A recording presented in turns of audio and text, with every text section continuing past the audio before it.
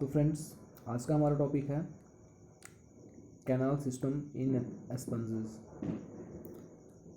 जैसा कि हमने इससे पहले की वीडियो जिसमें हमने बात किया था कि कैनाल सिस्टम पे वीडियो बनेगा, जो कि स्पंज का एक क्या होता है, यूनिक कैरेक्टर होता है, उनका फीचर होता है। तो हम स्टार्ट करेंगे। यहाँ फिगर देख सकते हैं, एस्कॉन, साइकॉन और लिकॉन टाइप्स के स्पंजेस के बारे में यहाँ स्टडी करना है हमें। तो हम स्टार्ट करते हैं।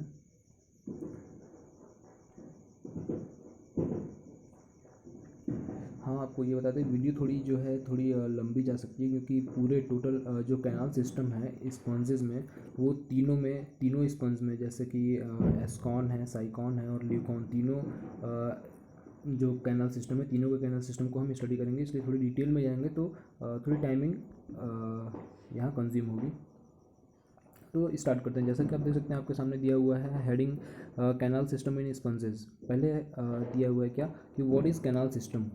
कैनाल सिस्टम है कि हम कैनाल सिस्टम को कैसे डिफाइन कर सकते हैं, किसे कहेंगे कि ये कैनाल सिस्टम है। तो यहाँ दिया देख सकते हैं आप कि लिखा है, a distinguishing feature of all sponges is the perforation of body surface by numerous apertures for the ingress and egress of water current। Means एक अलग फीचर है, गुण है सारे स्पंजेस में, जो क्या होता है कि उनकी बॉडी के सरफेस पे अत्यधिक क्या होते हैं, अपर्चर्स पाए जाते हैं, छिद्र होते हैं, वाटर को अंदर की ओर लाने के लिए, करंट को अंदर, वाटर करंट अंदर की ओर लाने के लिए और बाहर की ओर ले जाने के लिए। इनग्रेस मीन्स इनसाइड लाने के लिए वाटर, और इग्रेस मीन्स बाहर की ओर निकालने के लिए। फिर आगे देखेंगे, inside body the water current flows through a certain system of spaces collectively forming the canal system।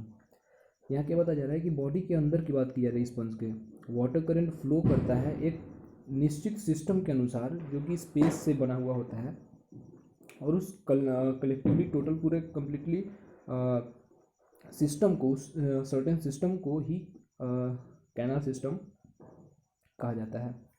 फिर हम आगे देखेंगे फंक्शन। जैसे कि आप देख सकते हैं, यहाँ फंक्शन दिया हुआ है, function of water current. Water current जो इनग्रेस हो रहा है स्पंज की बॉडी में, वो उसका फंक्शन क्या है, क्या फंक्शन, उसका रोल क्या है, वो देखेंगे। The most vital role in the physiology of sponges is played by water current on which their life depends. क्या बता रहा है यहाँ कि जो सबसे मुख्य इम्पॉर्टेंट रोल जो होता है फिजियोलॉजी में स्पंजेस के, वो वाटर करंट ही प्ले करता है, क्योंकि इस वाटर करंट पे ही जो स्पंज है उनकी लाइफ डिपेंडेंट होती है, पूरी तरह से निर्भर होती है। इनका जीवन जो होता है निर्भर होता है वाटर करंट पे ही। क्यों निर्भर होता है, वो आगे देखेंगे हम।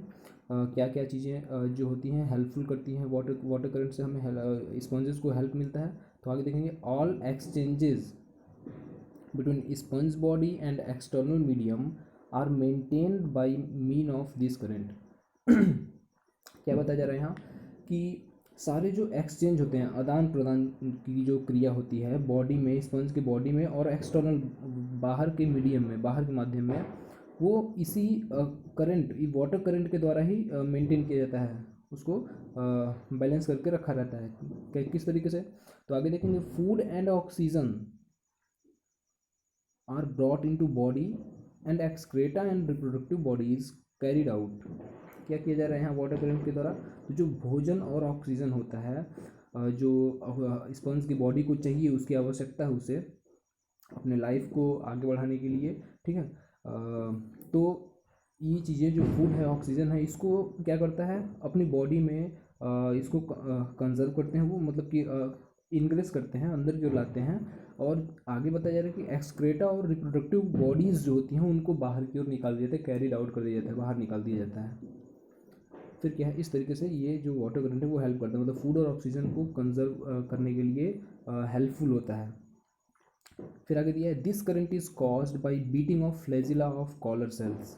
ये जो करंट है ये हो कैसे रहा है, मतलब कि ये वाटर करंट इनसाइड कैसे आ जा रहा है, मतलब कि इनसाइड तो ऑस्ट्रिया के थ्रू आ रहा है। फिर ये कैसा सिस्टम है कि किस तरीके से वाटर फ्लो होकर बॉडी से बाहर भी निकल जा रहा है। तो ये जो करंट मूव करता है बॉडी के अंदर वाटर करंट, वो एक फ्लैजिला हेल्प करता है उसके लिए, जो बीट कर रहा होता है हमेशा सक्रिय रहता है, उसी के उस फ्लैजिला के ही हरकत की वजह से, जो कि कॉलर सेल में प्रेजेंटेड होता है फ्लैजिला, उसी की हरकत की वजह से ये जो करंट होता है वो पास्ड होता है आगे की ओर।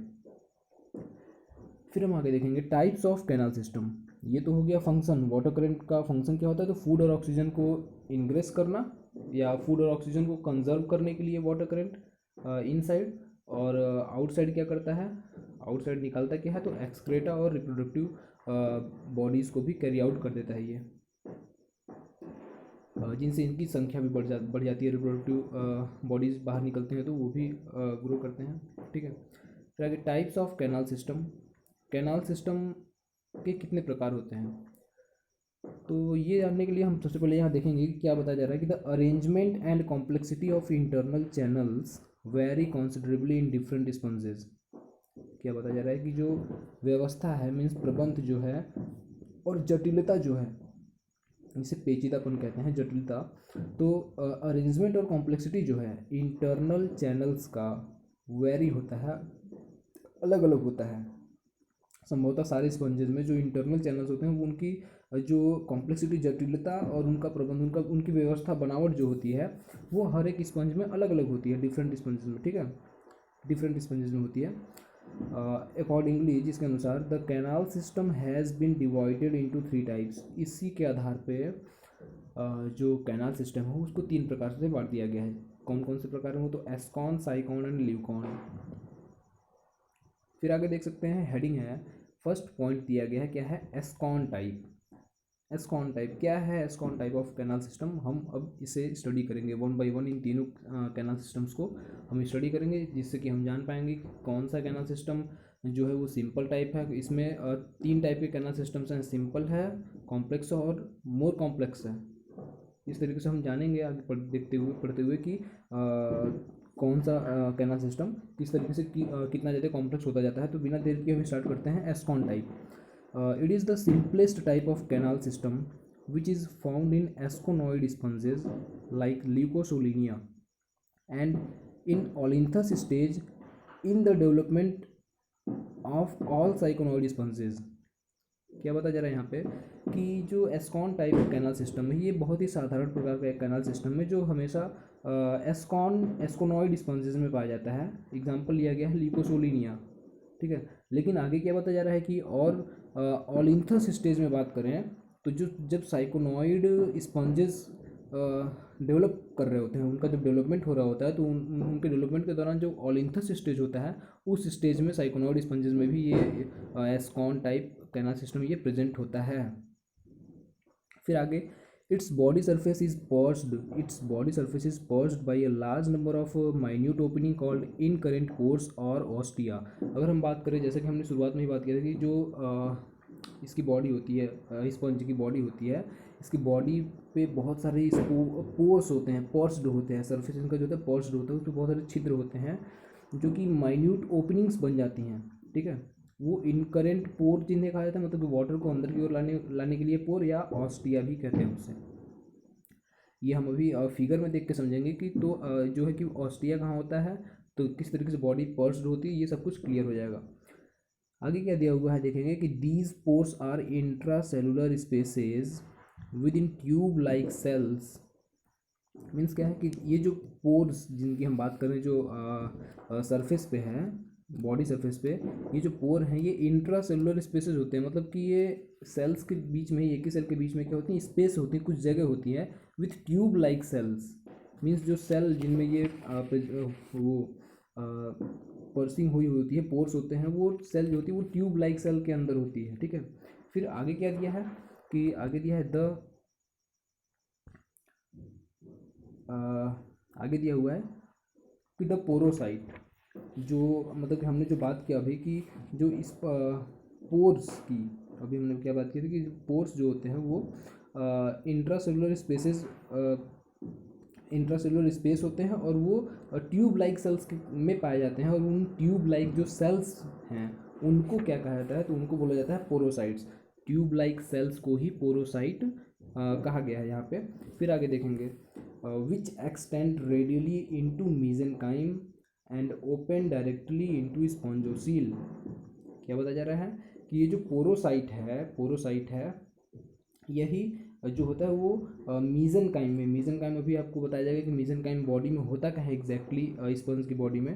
तो आप पहले थियोरेटिकल समझिए, फिर अभी फिगर से हम उसे डिटेल में अच्छे से जान जाएंगे। क्या बताया जा रहा है कि पोरोसाइट जो है वो एक्सटेंड होता है, कहाँ पे एक्सटेंड होता है और किस तरीके से होता है, रेडियली मीन्स खड़े खड़े में रेडियली मीजनकाइम में प्रेजेंट होता है, ये एक्सटेंड होता है, फैला हुआ होता है। और ये डायरेक्टली ओपन भी हो जाता है स्पॉन्जोसील में, पोरोसाइट्स। फिर आगे क्या दिया हुआ देखेंगे कि द स्पॉन्जोसील जो है, the spongocoel is the single, spongocoel क्या होता है, single large spacious central cavity in the sponge body. Spongocoel की बात करें तो ये एक सिंगल अकेला लार्ज बड़ा स्पेसियस सेंट्रल कैविटी, सेंटर में पाई जाने वाली एक कैविटी होती है जो कि स्पंज की बॉडी में प्रेजेंट होती है स्पॉन्जोसील। और आगे क्या बताया जा रहा है कि it is lined by the flagellated collar. बात करें अगर स्पॉन्जोसील किस चीज़ से लाइन किया गया होता है तो वो एक फ्लैजिलेटेड कॉलर सेल के द्वारा लाइन किया होता है, जिसे हम कोइनोसाइट्स भी कहते हैं। आप देख सकते हैं कोइनोसाइट्स, जिन्हें भी कहा कोइनोसाइट्स भी कह सकते हैं या कहा जाता है।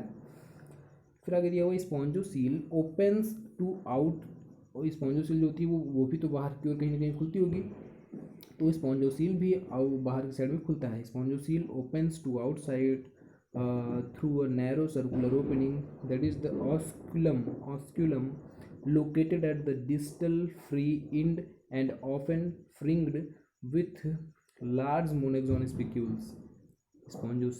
स्पॉन्जोसील भी बाहर की ओर खुलता है, एक सकरे सर्कुलर ओपनिंग, गोलेकार में ओपनिंग होती है, निकास होता है, जिसे हम ऑस्क्यूलम कहते हैं। ऑस्क्यूलम के थ्रू स्पॉन्जोसील भी आउटसाइड क्या होता है, बाहर की ओर खुला हुआ होता है। और ये ऑस्क्यूलम प्रेजेंटेड कहाँ, लोकेटेड कहाँ है स्पंज की बॉडी में, तो ये बताया जा रहा है कि at the distal free and means बाहरी फ्री एंड पे, जो उसका क्या है स्वतंत्र छोर जो है उस पे ऊपर की ओर, and often fringed with large monaxon spicules, और वो जो होता है उस पर कुछ मोनेक्सॉन स्पिक्यूल्स भी, लार्ज बड़े बड़े मोनेक्सॉन स्पिक्यूल्स भी लगे हुए होते हैं, जकड़े हुए होते हैं उस पर। तो ये तो था कोइनोसाइट्स के बारे में बताया जा रहा है। अभी हम थोड़ा इसके फिगर को देख लेते हैं, या थोड़ा आगे भी थोड़ी सी दो चार लाइन बची हुई उसे भी देख लेते हैं। क्या है यहाँ पे कि surrounding sea water enters the canal system through ostia. ये पूरे सिस्टम को बताया जा रहा है कि अब किस तरीके से कैनाल सिस्टम में वाटर इंटर करता है और एग्जिट करता है, बाहर निकलता है, ठीक है।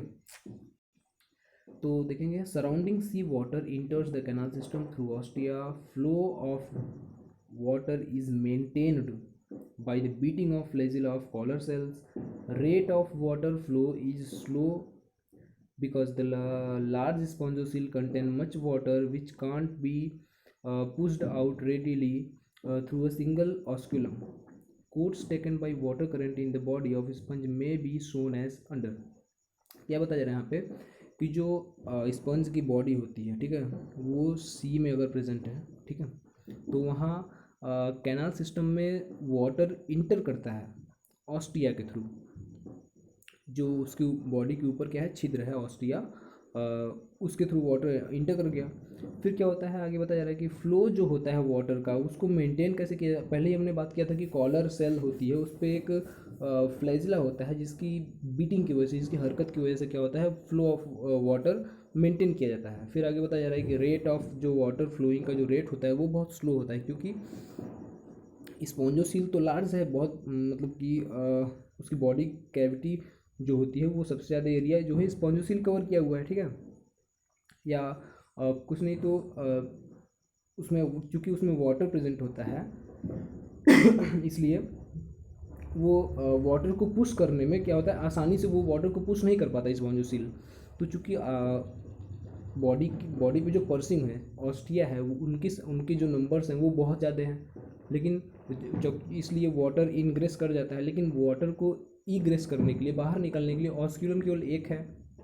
तो इस तरीके से ऑस्क्यूलम को जो वाटर ईग्रेस करने में थोड़ा क्या होता है, थोड़ी परेशानी होती है, डिफ़िकल्टी होती है, वो आसानी से सिंगल ऑस्क्यूलम जो है वाटर को बाहर नहीं निकल पाता। तो इसलिए क्या होता है, जो रेट होता है वाटर फ्लो का वो स्लो होता है। ठीक है, फिर आगे, course taken by water current in the body of sponge में बी सोन एज अंडर। जैसा कि आप देख सकते हैं यहाँ एक चार्ट में एक डायग्राम दिया हुआ है। इस डायग्राम की मदद से आप ये समझ सकते हैं कि किस तरीके से वाटर फ्लोइंग का जो कोर्स होता है वाटर करंट का स्पंज की बॉडी में, वो होता कैसे है। तो यहाँ देख सकते हैं आप, लिखा हुआ है इनग्रेसिंग वाटर। सबसे पहले वाटर इनग्रेस होता है बॉडी में किस तरीके से, तो थ्रू ऑस्टिया, और जाता कहाँ है, तो स्पॉन्जोसील में, और स्पॉन्जोसील से थ्रू ऑस्क्यूलम आउटसाइड, बाहर की ओर निकल जाता है। स्पॉन्जोसील से ऑस्क्यूलम की तरह बाहर की ओर निकल जाता है। तो ये कंप्लीट हुआ हमारा कैनाल सिस्टम में जो है कि एस्कॉन टाइप ऑफ कैनाल सिस्टम। फिर हम देखेंगे साइकॉन टाइप ऑफ कैनाल सिस्टम, लेकिन उससे पहले हम देख लेते हैं जो फिगर जिसकी हमने भी बात की थी। तो ये रहा फिगर। इसमें आप जैसा कि देख सकते हैं, इसमें ABCD करके 4 फिगर्स दिए गए हैं। पहले हम देख लेते हैं फिगर ये बना किस किस चीज़ का है। तो अगर हम देखें यहाँ लिखा हुआ है figure canal system of sponges में, ए है एस्कॉन टाइप, बी फिगर है सिंपल साइकॉन टाइप, सी फिगर किसका है, कॉम्प्लेक्स साइकोनॉइड टाइप विथ कॉर्टेक्स, फिर डी है ल्यूकॉन टाइप। तो अब हमें पता चलेगा कि कौन सा फिगर ABCD में से कौन सा फिगर किसके लिए यहाँ दिखाया गया है। तो सबसे पहले हम देखेंगे फिगर नंबर ए जो कि है फिगर नंबर ए जो कि है एस्कॉन टाइप के लिए। एस्कॉन टाइप में जब से हम अभी हमने बात किया था कि एस्कॉन टाइप एक सिंपल टाइप ऑफ क्या है, कैनाल सिस्टम है, जिसमें ज़्यादा कॉम्प्लेक्सिटी नहीं होती, बहुत ही साधारण प्रकार का एक कैनाल सिस्टम है। एग्जांपल लिया गया था एस्कोनॉइड स्पंज में ल्यूकोसोलिनिया को। तो इस फिगर को आप देख सकते हैं कि कितनी सिंपल तरीके से इसके कैनाल सिस्टम को दिखाया गया है। एक ऊपर की ओर अगर देखें हम, तो डर्मल ऑस्टिया नेमिंग दिया गया है। उसी डर्मल ऑस्टिया से वाटर करंट इन साइड आता है डायरेक्ट स्पॉन्जोसील में। स्पॉन्जोसील से फिर क्या होता है, थ्रू ऑस्टिया ऊपर की ओर देखें तो ऑस्टिया के थ्रू ऑस्क्यूलम के थ्रू वाटर करंट जो होता है वो बाहर की ओर निकल जाता है। तो ये एकदम सिंपल प्रोसेस जो होता है वाटर कैनाल सिस्टम, वो होता है एस्कॉन टाइप।